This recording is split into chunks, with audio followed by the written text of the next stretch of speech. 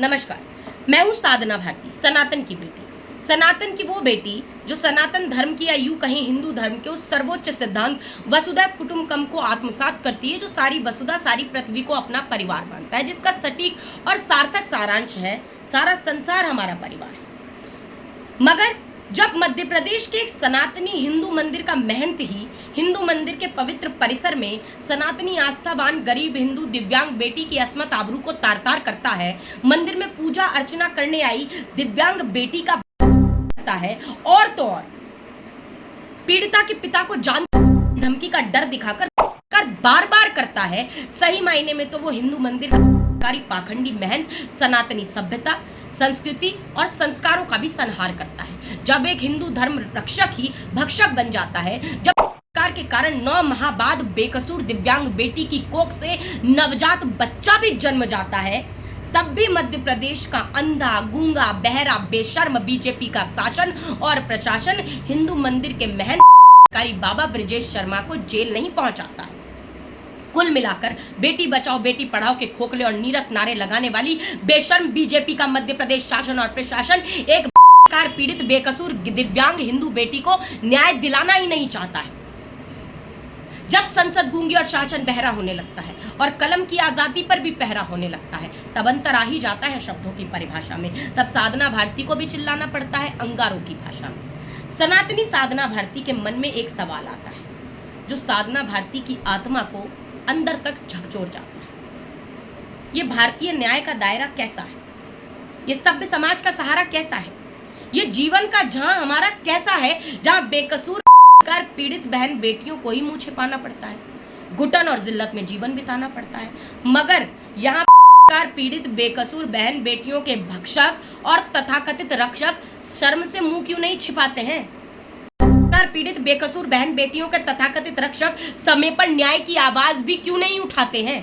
बेकसूर बहन बेटियों के भक्षक तत्काल जेल की सलाखों के पीछे क्यों नहीं भेज दिए जाते हैं? भारत के भीतर पीड़ित बेकसूर बहन बेटियों को न्याय दिलवाने वाले कानून सख्त से सख्त क्यों नहीं बनाए जाते हैं? सनातनी बहन साधना भारती आज अपने सभी सनातनी भाइयों से विनम्रता पूर्वक पूछना चाहती है और ये बताना भी चाहती है कि सनातन धर्म यानी हिंदू धर्म में रक्षाबंधन हम सब बड़ी उत्साह और उमंग से मनाते हैं, गर्व से कहो हम हिंदू हैं के नारे भी लगाते हैं और रक्षाबंधन पर सभी हिंदू भाई अपनी लाडली बहनों की रक्षा और सुरक्षा की सौगंध भी खाते हैं। मगर अधिकतर हिंदू भाई पीड़ित बेकसूर हिंदू बहनों की रक्षा और सुरक्षा करने से क्यों कतराते हैं? अगर कोई जागरूक जाबाज न्याय की आवाज उठाए भी तो उसके साथ एकजुट होकर क्यों नहीं आते हैं? पीड़ित बेकसूर बहनों के अधिकतर हिंदू भाई अपना धर्म और कर्तव्य आखिर क्यों भूल जाते हैं? भाई वही भरी हो जिनमें बेकसूर बहनों की रक्षा और सुरक्षा करने की आग, जो अपनी बेकसूर बहनों के पर भी ना जागे, ऐसे कुंभकर्ण हिंदू भाइयों के जीवन को धिक्कार। केवल हिंदू भाई ही नहीं, गहरी नींद में सोए हुए सभी भारतीय भाइयों जागो, विशेषकर अपनी पीड़ित बेकसूर बहनों के लिए न्याय मांगो। बहन बेटियों की रक्षा और सुरक्षा के लिए निर्भया फंड में पड़े हजारों करोड़ रुपयों को सबसे पहले पीड़ित बेकसूर बहन बेटियों के इलाज और पुनरुत्थान में खर्च कराओ। हर गरीब पीड़ित बहन बेटी को हजारों करोड़ के निर्भया कोष से तत्काल कम से कम 1 करोड़ रुपयों का सीधी सहायता पहुंचाने का कानून बनवाओ। निर्भया फंड से अधिक फास्ट ट्रैक कोर्टों का निर्माण कराओ। सब पीड़ित बेकसूर बहन बेटियों के केसों की सुनवाई भी फास्ट ट्रैक कोर्टों में ही करवाओ। निर्भया फंड द्वारा पीड़ित गरीब बेकसूर बेटियों की पैरवी के लिए श्रेष्ठतम वकीलों को ही पहुंचवाओ।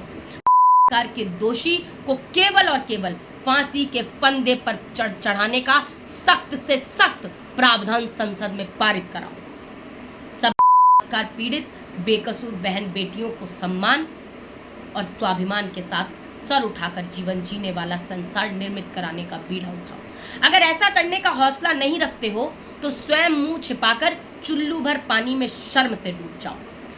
साधना भारती तो जीते जी और मरते दम तक पीड़ित बेकसूर बहन बेटियों को न्याय दिलाने की आवाज उठाती रहेगी। सोए हुए गूंगे बहरे अंधे सभ्य समाज को जगाने का अकेले ही अलग जगाती रहेगी। धन्यवाद।